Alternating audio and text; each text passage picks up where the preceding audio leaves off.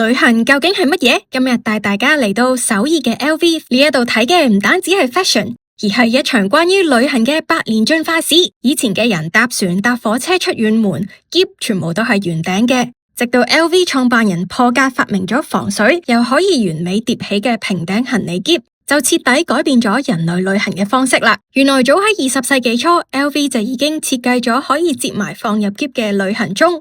去到後嚟好經典嘅 Tambor 手錶系列，佢哋甚至將機場跳字板嘅元素放入咗手錶嘅設計嗰度。不過我最中意嘅一定係呢個充滿儀式感嘅野餐箱展區。20世紀初，車開始普及 ，road trip 就成為咗新嘅趨勢啊。當時 LV 就設計咗防震防水嘅野餐箱，可以放一啲精緻嘅銀具同埋陶瓷餐具，就算去到野外都可以好優雅咁樣開餐。呢一啲先至係旅行嘅藝術啊！最正嘅就係呢個展覽係完全免費入場噶，可以上網預訂。不過唔多人去，所以我嗰日 walk in 都冇問題。快啲 send 俾你中意旅行嘅朋友，約佢下次一齊嚟首爾呢一度啦！